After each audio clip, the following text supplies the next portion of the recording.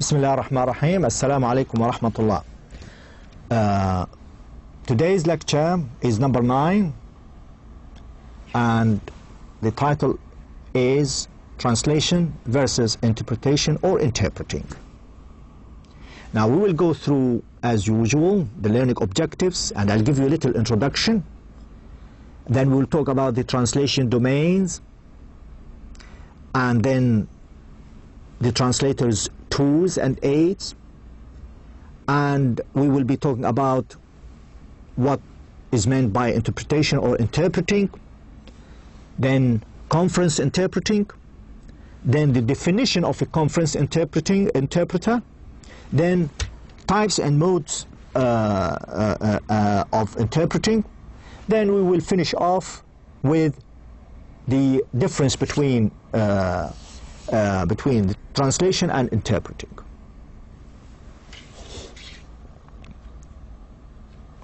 So hopefully, by the end of this lecture, you should be able to show knowledge of what is meant by conference interpreting. And you would be able to tell us the difference between translation and interpreting. If you could do that by the end of this lecture, it means you have understood and you have learned something out of this lecture. If you can't do that, then you have to go through it again and again and again until you achieve the learning objectives or the learning outcomes. Now, when we talk about translation and interpretation, as if we are talking about really writing and speech, or as if we are talking about written language or speech. Why? Because translation really has something to do with the written language, with writing. Interpretation has something to do with speech. Because speech historically preceded written language. I mean, we speak before we write, don't we?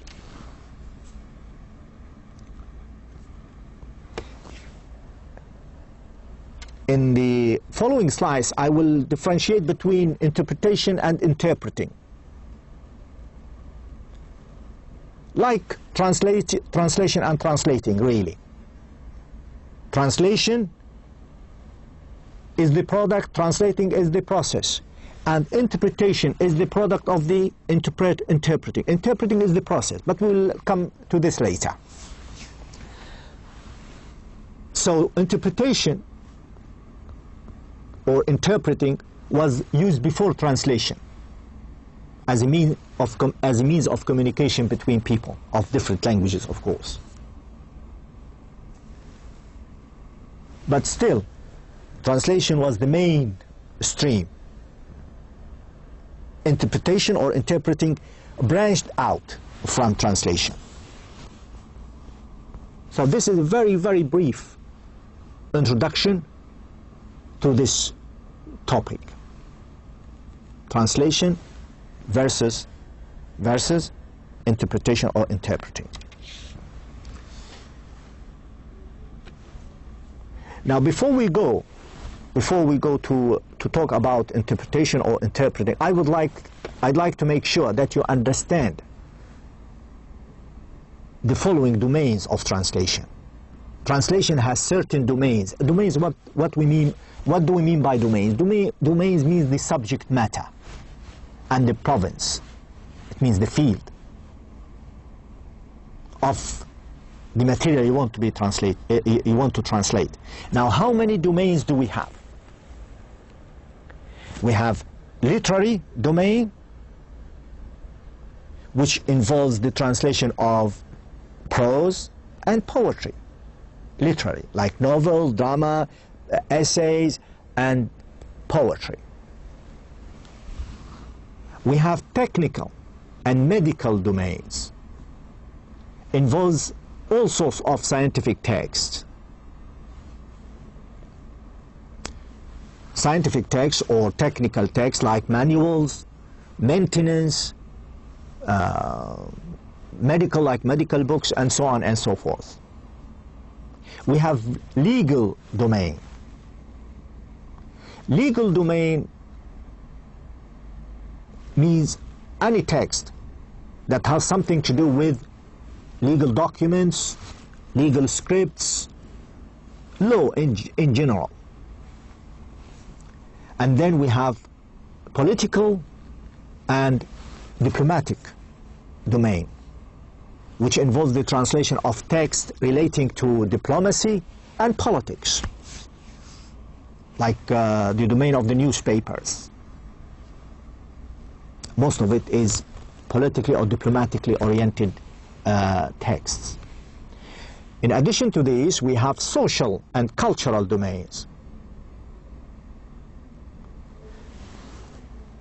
And this has something to do with text relating to customs, traditions, habits of a particular community, of a particular society, of a particular language. And then we have the economic domain, which involves the translation of text relating to economics, finance, and commerce. Then we have something called general domain. A general domain involves the translation of all sorts of text, which have nothing to do with the above categories. Cooking, I don't know. So I leave it to you. Any text which does not belong to the categories I have mentioned here, then you can say general domain.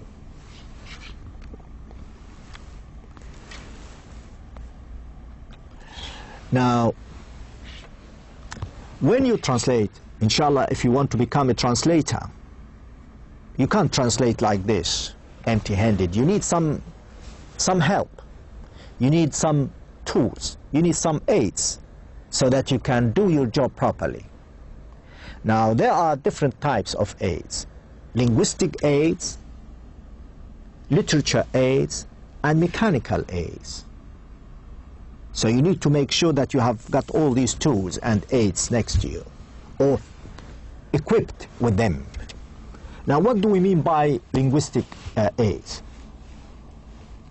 We mean the use of monolingual dictionaries,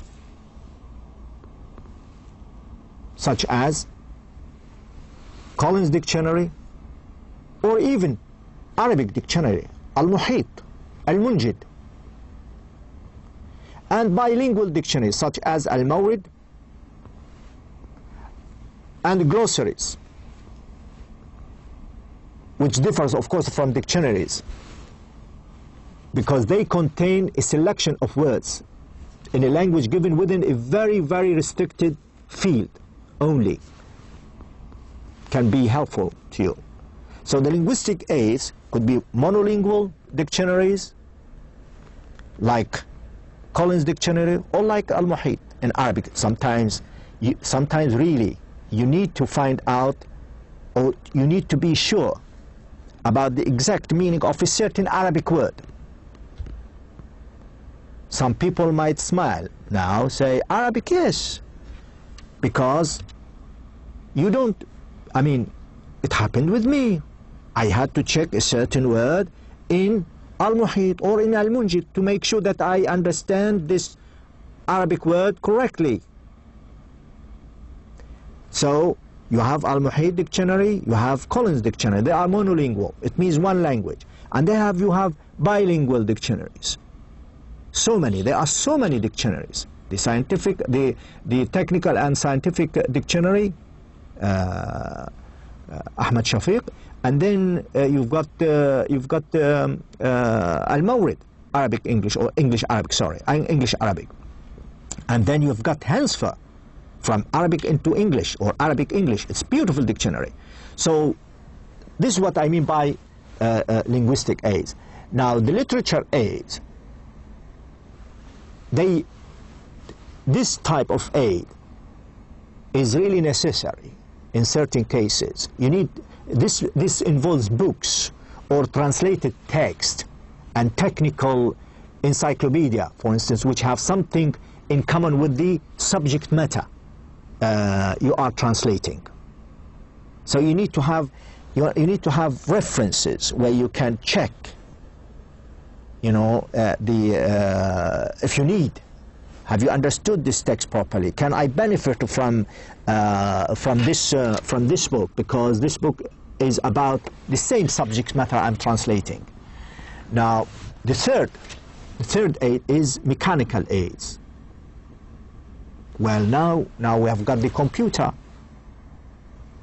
We have, you know, word processor, photocopying machine, typewriters, laptops, computer. All these aids help you to perform your job as the translator very well. Okay, perfectly well. Now, we'll come to interpretation stroke interpreting. Now, as I said earlier, interpretation or interpreting is a very old activity. Very old activity. In the early days of translation, interpreting took the form of oral translation, which is really the definition of interpretation. Now again, I repeat, interpretation is the product of the interpreting process. Interpreting is the process itself, the activity. Like translation, interpretation, translating, interpreting. You are doing it here. Now, in other words, interpreting is the oral translation of a message in one language into an equivalent oral message in another language. Really, the difference is just, it is oral, it is verbal. This is the only difference between translation and interpreting, to be honest. I mean, the main difference, but we'll see later the difference between the two. Now, somebody called Arjuna defines interpretation as the oral translation of a message across a cultural and linguistic barrier. Again, oral translation of a message across a cultural and linguistic barrier.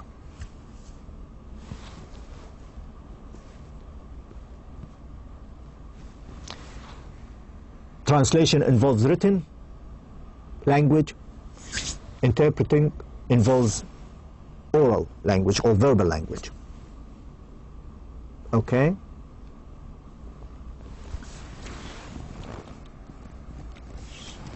Now, I'm sure some of you must have heard of conference interpreting. Conference interpreting, like a baby, was started during World War I or during World War I. And the language which was used during that time was French. So during that period, there were some VIP American and British negotiators. So they couldn't understand French, so they had to interpret for them. And since then, interpreting has been used in conference meetings. But internationally known as conference interpreting. Conference interpreting. The most popular and the most important type of interpreting. Of course, now some other forms of interpreting have developed and have been used by so many organizations, so many people, most of the world. Now we have something called business interpreting. We have something called court interpreting, community interpreting, sign language interpreting. Business interpreting, like when you are holding a business meeting with, for instance, Chinese team and the Saudi team, or British team or American team with the Saudi team. You need an interpreter in business. You know, so this is business. Court interpreting, when we have, for instance, in Britain, we have a criminal who doesn't speak English, and at the court, and the police would like to know what he's saying. So they need to have an interpreter. They bring the interpreter to the court. And I once acted as an interpreter. So the judge was asking questions to the accused, I wouldn't say criminal, to the accused, and the accused would say something in Arabic or in French, and I would translate it into English. And the judge would say something in English, I would translate it, or I would interpret it verbally to the accused. All right? So this is what we call court interpreting. Now regarding community interpreting, what happens that in a country like Britain, we have different communities, you know, like the Polish community, the Arab community, the Pakistani community, the Chinese community. These are communities, and sometimes problems happens, like in any other country, and when, for instance, a Polish gets in trouble, the police gets in to solve the problem, then the police would like to have an interpreter. So they take the accused with an interpreter to the police station, and then they sort out all the details about the crime or about the whatever you call it. So an interpreter here is called a community interpreter. Sign language interpreting, I'm sure you see it, for instance, on the Saudi channels and the Jazeera channels. You know, give it sign, use sign language interpreting. They interpret the signs. Now, having said that, we come to a very important part. You need to understand. You need to really know the definition of a conference interpreter, because it's not that simple. It's not that easy. It's not that easy. Now, before you become an interpreter, you need to know what we mean by an interpreter. So, to give you officially, a seminar on interpreters and interpreting was held by the European Forum at Alpbach, Austria, in 1969. They agreed, the people who met there agreed on the following definition of a conference interpreter. Now what it says, a conference interpreter is one whose office it is to translate, whose office means whose job, it is to translate orally the speech of participants in meetings conducted in 2 or more languages. His office means his job may be performed simultaneously or consecutively in the participants' presence. So the participants should be present, and you are interpreting. This is the official definition of interpreter. Now, the types and modes of interpreting. This is quite important, quite important. Now, we have 3 types of interpreting. simultaneous interpretation or interpreting, consecutive interpretation or interpreting, and whispered interpretation or whispered interpreting. Now let's take simultaneous interpretation or simultaneous interpreting. Now in this kind of interpreting, now the interpreter listens to what is being said and then translate it orally and simultaneously into the target language. Simultaneously, it means right away. Right away he translated verbally, orally. Right away, he doesn't wait. Just you say, hello, marhab. Assalamu alaikum, peace, may peace be upon you. Right away. This is what we mean by simultaneous. Now, the second type of interpreting is consecutive interpretation or interpreting. Now, in this kind, what the interpreter does, especially in meetings, you know, in meetings, the interpreter sits in the conference room and takes what is being said at the said, and then takes notes. At the end of the meeting, he gives an oral statement.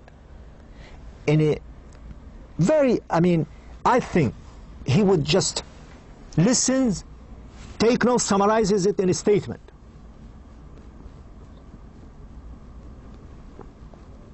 You are at a meeting, and they said to you, look, we'd like you to listen to us and translate what is being said. You say, all right. You consecutively, you take notes, and then at the end of the meeting or at the end of what is said, you translate it verbally. You give a statement, you give a summary. Now, this is a consecutive interpretation. Now, whispered, this happens, the interpreters sit between two delegates. But this happens between really very, very high level, like two presidents. He whispers into their ears the oral translation of what is being said. Whispered interpreting tends to be done really between presidents, between prime ministers, between really like a patient. Well, it could happen at the hospital as well. Now, a patient and an interpreter and a doctor. Now, the doctor, because he doesn't want to shout at the patient, does he? Now, he whispers into the interpreter's ear, and the interpreter whispers into the patient's ear. So it happens, not necessarily with presidents or prime ministers, but it happens when the situation requires that. Okay? Now, last but not least, this list or this comparison summarizes the differences between a translation and interpreting. Now you can look at the left side here, left side, this one, this side,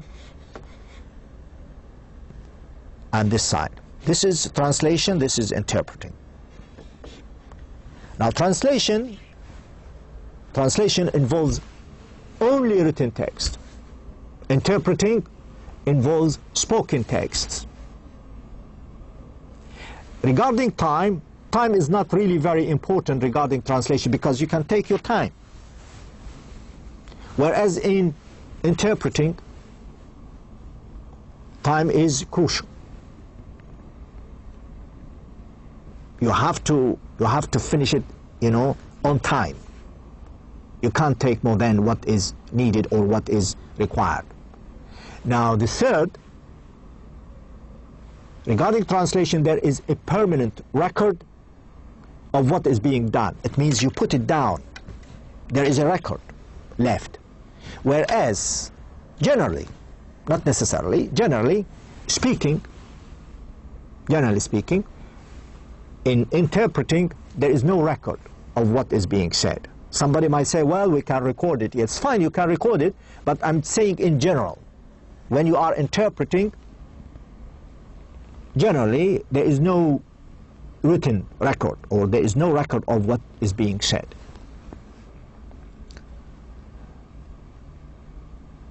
Now, the focus regarding number 4, the focus in translation is normally on the linguistic unit, the linguistic units of the text. Whereas the focus in the interpretation is generally on ideas. In interpretation or interpreting, I want to listen to your ideas so that I can transfer ideas. Whereas in translation, I have to look at the linguistic units. In other words, the words, the vocabulary, grammar, structure, connectors, discourse, and all these items I have to look at. Cultural aspects, sociocultural factors in the text, so many factors. We have to look in the text. Now, number 5, in translation, it involves formal memory. Like, you need to have formal record of numbers, days, where it should be really, really accurate and precise. So in translation, you need to be accurate and precise regarding dates and numbers and so on. Whereas in interpreting, it has to do with the semantic memory. I mean, what you need to remember is meaning, you know. You need to transfer the meaning to the person waiting for the interpretation. So meaning is the most important element in the message, as far as interpreting is concerned. So these are very important differences between the translation and interpreting. I hope you have an idea now about translation and interpretation, or translation and interpreting, and the difference between the translation and interpreting. And I wish you all the best, and thank you very much indeed.